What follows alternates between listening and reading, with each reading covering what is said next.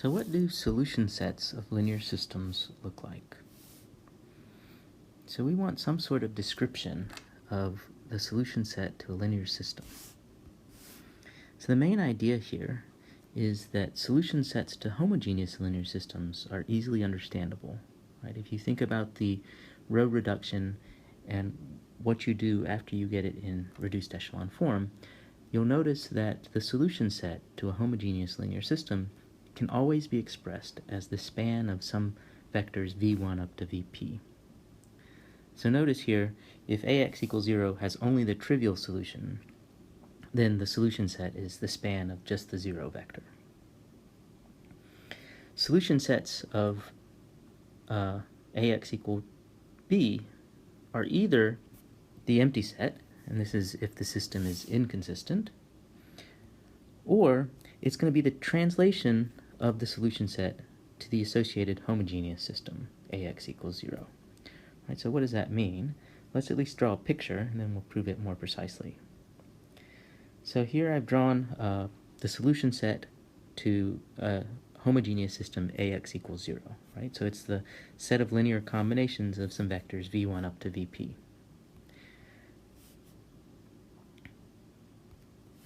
And now if I have a particular solution p, this is a solution of ax equals b, then this point P is going to be on the solution set to ax equals b. I have drawn that here in green. And all the other solutions are going to look like P plus some other vector that's already a solution to ax equals 0. Right? So it's the translation of this blue plane, and you'll get this green plane, which is the solution set to ax equals b. Right. So let's see the statement more precisely. The theorem is, suppose ax equals b is consistent, and let P be a solution to that equation. Then the solution set of ax equals b has the form P plus v, where v ranges over all the solutions to the homogeneous equation ax equals 0. So let's try to prove that. We'll let S be the solution set to ax equals b, and we'll let T be the set P plus v, where v ranges over the solutions of ax equals 0. And we want to show that set S is actually equal to set T.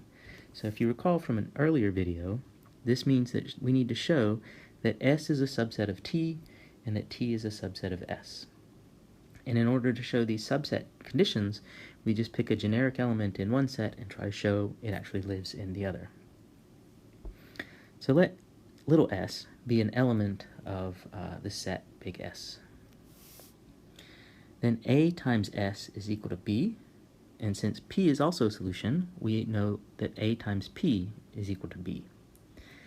That means AS is equal to AP, and so if I subtract AP from both sides, I get that AS minus AP is equal to the 0 vector.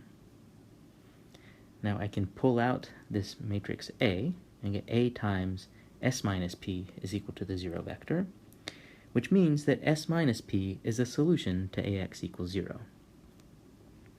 Furthermore, we can write S as P plus S minus P.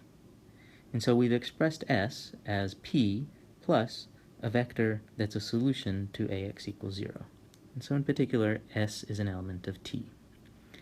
And that shows that big S is a subset of big T. Next, we want to show that T is a subset of S. So we'll let little t be an element of T, and by definition, it's expressible as P plus V for some vector V, such that A times V equals 0. And then A times T is just going to be A times P plus V, because T is just P plus V. I'll distribute that through, and that'll be AP plus AV. And now AP is equal to B, because P is a solution to AX equals B, and AV is equal to 0, because V is a solution to AX equals 0, which just gives us B plus 0, which is B. And that tells us that T is a solution to AX equals B, and so T is in S. And it follows that big T is a subset of big S, and therefore S equals T as desired.